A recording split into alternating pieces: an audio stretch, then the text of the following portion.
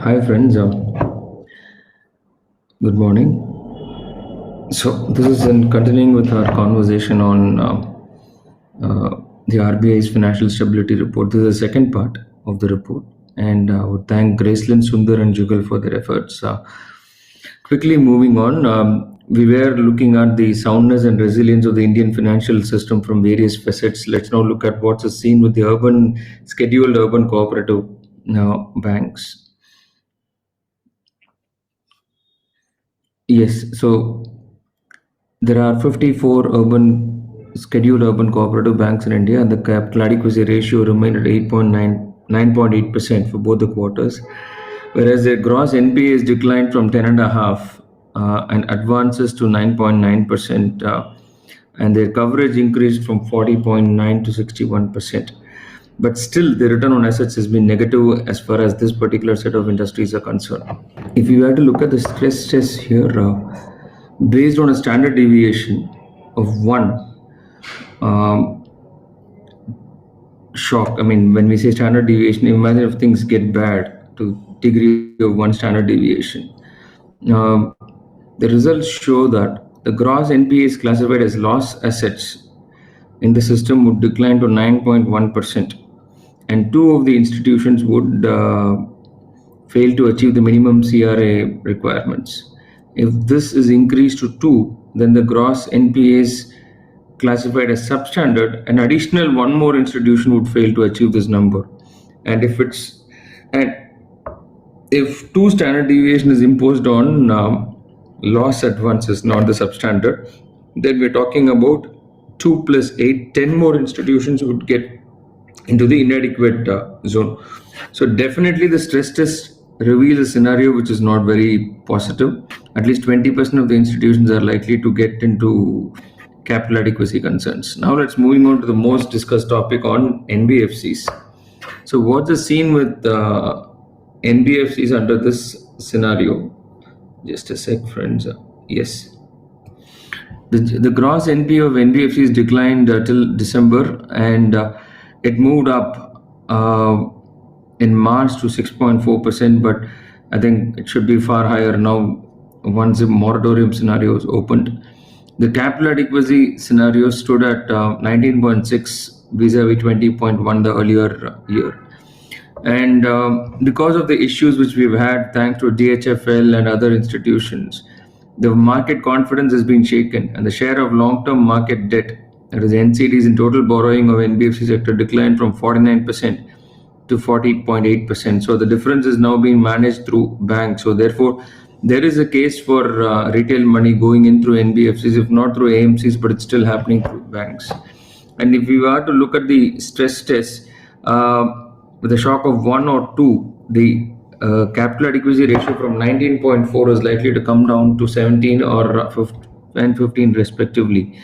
And stress tests on individual NBFCs indicate that under the above scenarios, 11, 14 and 19.5 of the companies would not be able to meet the capital adequacy ratio of 15%. So that is definitely a cause for concern, because this is assuming the books are right. And India, we had 9,600 NBFCs, of which only about 66 were deposit taking and 278 were non-deposit taking, systematically important, which means they had a book size of more than 500 crores. And now if we were to look at the SMA ratio, systematically monitored assets,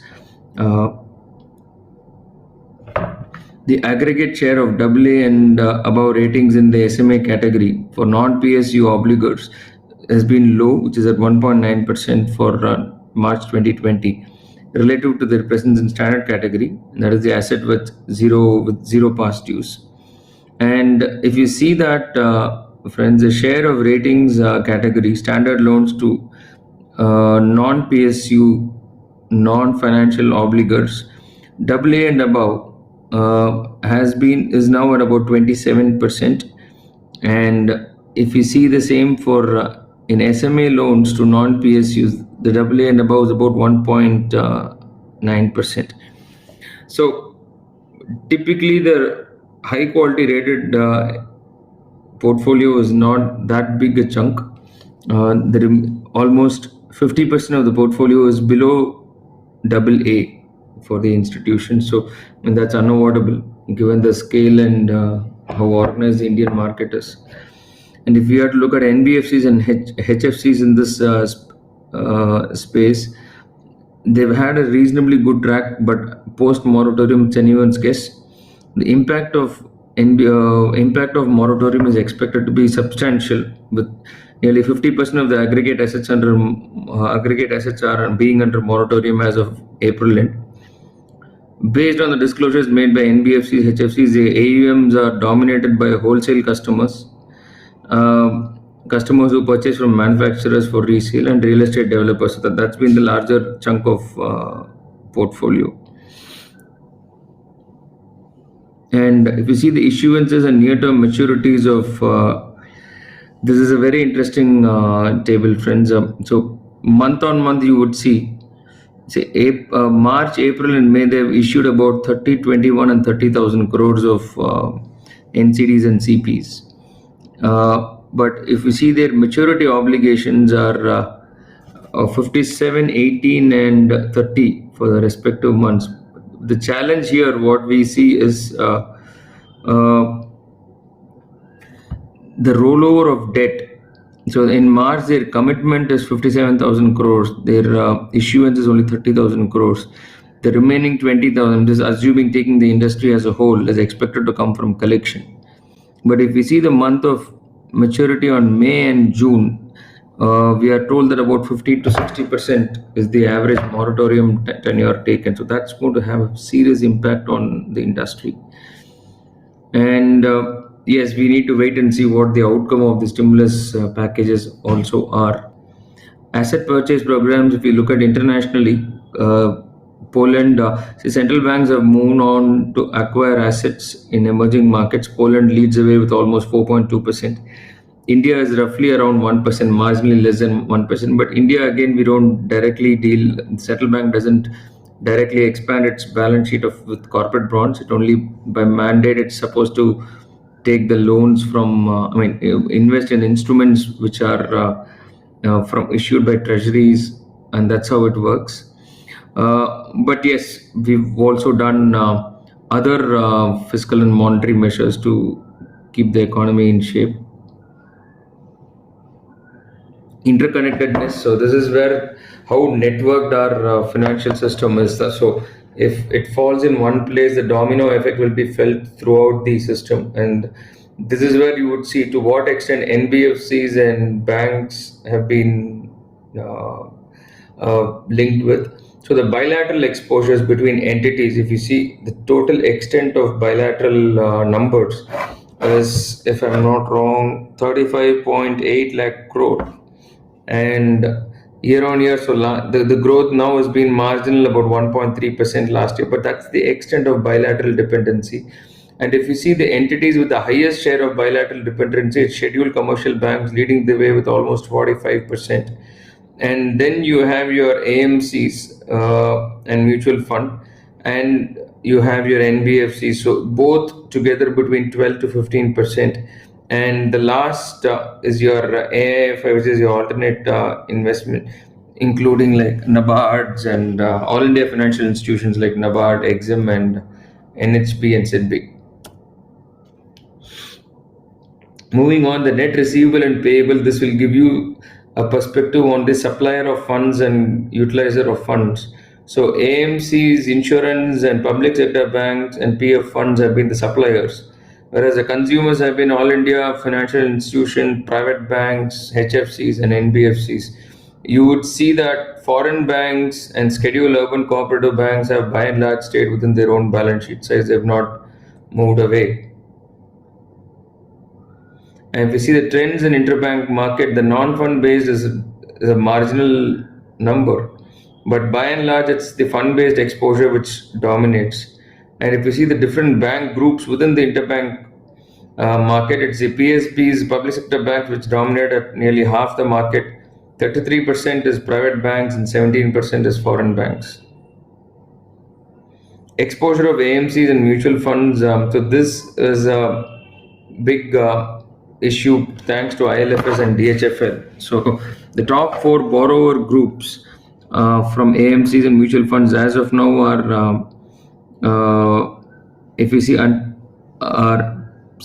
scheduled commercial banks, NBFCs at 24%, HFCs at 17%, and All India Financial Institutions at 13%. And if you see the top four instruments, so one which is remarkably come down is one is equity. It's come down from 37% in December to 29% in March. Commercial papers have declined to 8.6%, and long-term debt has increased from 27 to 34%.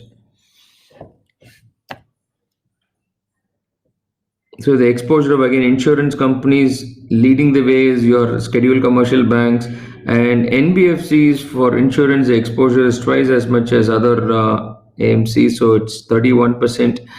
If you see the AMC mutual fund, it's only 24%. For NBFCs here, it's 31%, and it's actually gone up.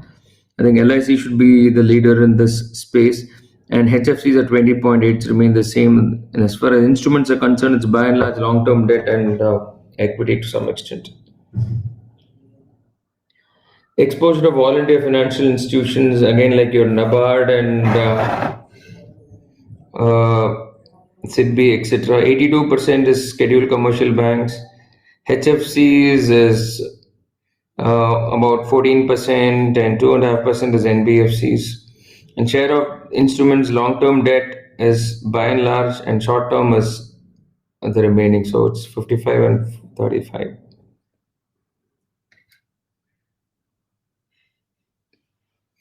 Exposure to NBFCs. So the gross payables of NBFCs to the financial instruments. So top lender to NBFCs are scheduled commercial banks at 53%. Mutual funds have reduced their stake from 26 to 21%, and insurance companies are at 20.8%. If you see types of instruments, by and large, it is long-term debt, which is at 42%, long-term loans at 39%, and commercial papers is at 4%. So all these have happened of late, primarily because of the liquidity concerns of various NBFCs, the asset liability mismatches. The share of top four lenders, lender groups, if you see, to housing finance, here again, scheduled commercial banks, then comes AMCs, then insurance, and All India Financial Institutions. Again, as far as instruments, by and large, it is long-term debt and loans, and commercial papers form the remaining part. Now, the contagion analysis. So this is where if one institution collapses, what happens to the network impact on the others. So we saw how interlinked they are in terms of various instruments being issued amongst them. So the joint solvency liquidity contagion losses for scheduled commercial banks due to bank failures. If the top bank fails, it's 4.3% of the tier 1 capital of the banking system. And one bank, now if one bank would become a defaulter due to solvency reasons because of the failure of the other institution, top two banks fail, then an additional bank will also get hit. So, and that's where the issues start. So if the bank with the maximum capacity to cause contagion losses fail, it will cause a solvency of 4.3% to the total tier 1 capital and a liquidity loss of 0.3% to high quality liquid assets in the banking program. So it is manageable. It is severe, but not as severe. But yes, the same thing. What happens if the NBFC or HFC fails? If the top NBFC fails, it will suck up. It will create solvency losses to the tune of 2.7% of the tier 1 capital of the banking system. Thankfully, no bank will become a defaulter due to solvency. The top two fail, the number 2 fail, it becomes 2.17. Number 3 fails, it's 1.88. But if all the 3 fail, it's serious. So with HFC, it is 6.7, 3.6, and 1.65 in terms of what would happen if 1, 2, or 3 fail. Now, what happens if there are macroeconomic shocks? So macroeconomic shocks could come from multiple macroeconomic factors. So here, as we saw earlier, the baseline, medium stress, severe, and very severe. There are very severe stress. Then the loss could be 18.78% of the tier 1 capital. That could be really serious, and you could see 7 banks losing out due to macroeconomic shocks, and only 2 due to contagion effects. So now we'll quickly move on to what's been the regulatory initiatives which have happened globally. I'm just going to quickly run through it. Multiple central banks have come up with very unique mechanisms to overcome the pandemic effect. So as far as monetary, just pick up US, it cut its target for federal fund rate by 150 bips and to a range of 0 to 0.25% in the span of less than 2 weeks. The Bank of England reduced its policy rate by 65 bips in a little more than a week to 0.1%. Again, same thing happened in developing countries as well. A spate of developing countries central banks reduced. Funding and market liquidity, US Fed, which was offering 100 billion in overnight repo and 20 billion in 2-week repo, expanded the facility offering $1 trillion in daily overnight repo and 500 billion in 1-month repo and 500 billion in 3-month repo. Similarly, Bank of England new term funding scheme will with additional incentives for SMEs was done, and same thing with China. It injected 100 billion RMB via medium term lending facility.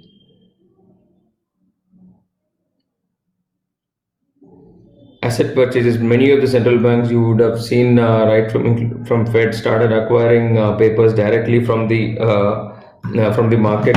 The most notable being Fed acquiring the papers of a couple of multiplex theaters for almost $15 billion at the beginning of the pandemic, knowing fully well that these papers could be junk grade bonds.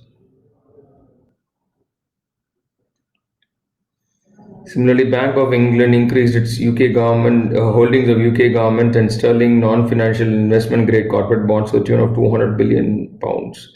So quite a good number of central banks again came up with similar initiatives. Credit facilities were expanded by various central banks. Bank of England introduced a 4-year concessional funding facility for banks. US Fed established new facilities to support large corporations to provide up to $2.6 trillion in loans. Macroprudential policies and macroprudential intervention, that's like modification or more flexible accounting rules, like what we saw with RBI also, the one agreeing for the one-time restructure, have been extensively deployed.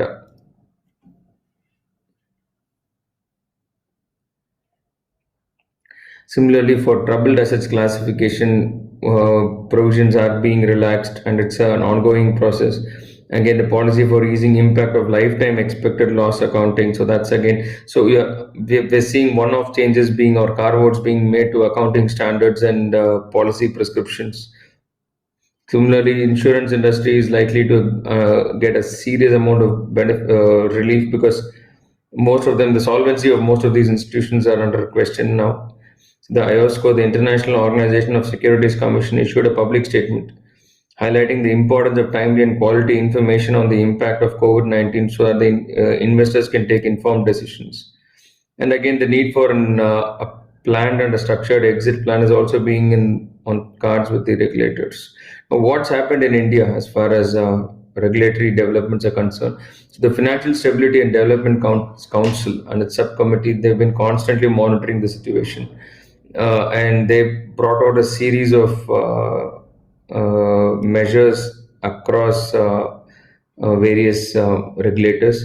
So if we were to look at RBI, the other financial services regulators and Government of India have taken numerous steps. Be it the liquidity measures to 10% of the GDP. Furthermore, borrowing limits of state governments were increased from 3 to 5% of gross GSDP, of course, subject to certain conditions in terms of digitization and targeted benefit reach.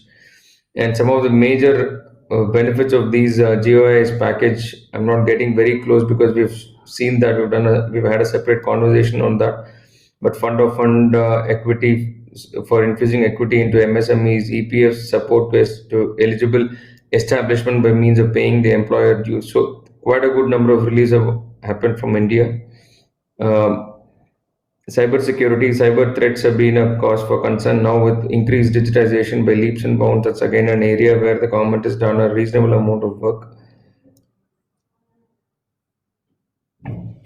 Payment and settlement system, the launch of 24/7 NEFT. So this is now, that's helpful. Business continuity of payment systems have also been planned. and setting up payments infrastructure development front. This is the Vision 2019-21, where the RBI envisaged creation of an acceptance development fund to subsidize the deployment of POS machines, so that they want to effectively. Currently, we don't have. They want to make that a norm for institutions.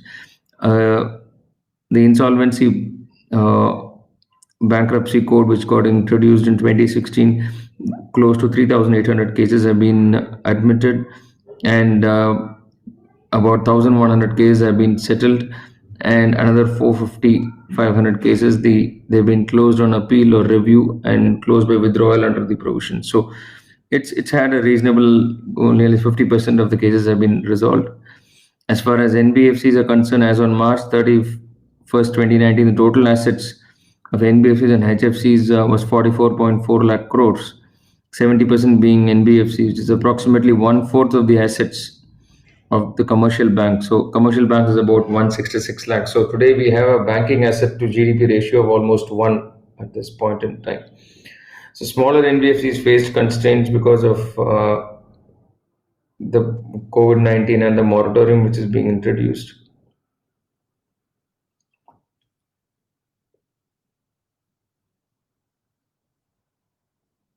This is it. Again, if you see mutual funds, the AUMs of mutual funds have come down a bit. The AUM of debt-oriented funds, we had some beating there at about 15,000 crores. The total AUMs of mutual funds, I'm sorry. Yes, their assets under management, they fell primarily with AUMs of equity-oriented fund. The reason it declined, of course, was one, there was a mass exodus, the markets collapsed.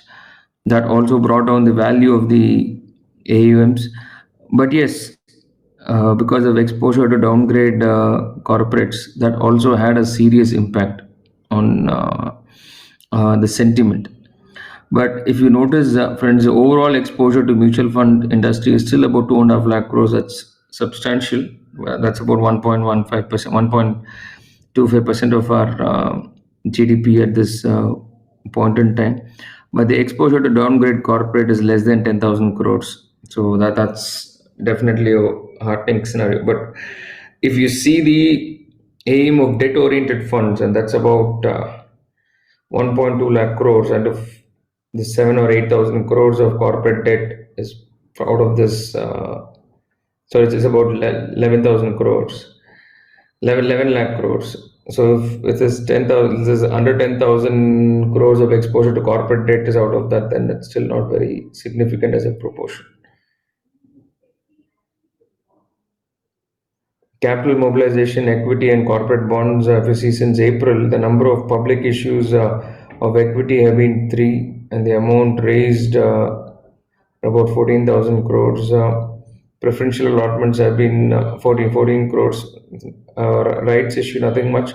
Preferential allotments, we have raised about 1,100 crores. So the total equity since April 2020, 26 issues and 1,100 crores have been raised. Private placement of corporate bonds have been robust, about 55,000 crores. And the total funds raised is about 55,000 crores since April 2020, which is significant, friends, given the fact that we've had a complete lockdown for 3 months. So on the aggregate, year-on-year increase in the share of downgraded or suspended entities, obviously it had to increase. It went up to 22% of the total rating action, primarily because many of the institutions were in a state of complete lockdown. The commodities derivative market, gold we saw go over the roof. The commodity prices, on one side you had crude literally in a free fall, and gold and silver hitting the peaks and now correcting at some distance. And a snapshot, if you see the commodity derivatives turnover at exchanges, it did plummet in the month of April after having a very robust March. But yes, things have picked up now as we speak. Insurance, we've already discussed. Pension funds, the NPS, again, the corpus accumulated during the working life was used for old age pension in a country like India, where we don't have a good social security system. So a request placed for partial withdrawal shall be immediately addressed. So that was an initiative taken during this COVID. So if you look at some of the very critical measures, RBI, we saw what they did, right from creating a specific increasing the ways and means allowance and creating a counter-cyclical capital buffer. Quite a good number of measures have happened. And similar to RBI, all other regulators like SEBI, IRDA, and PFRDA also contributed their bit in getting these uh, regulatory scenario easing out in times of COVID. So, though there are uncertainties, there are cases for insolvency, but overall, I think the worst is behind us. The market and the economy is opening up. RBI's report is not that bearish, though it does say that in scenarios of extreme liquidity, the situation is likely to get a lot more challenging. But let's all, as optimists, let's all wait and watch in terms of what's in store for all of us. Hopefully, the next financial stability report presents a far better picture than what it is today. Thank you and have a great day.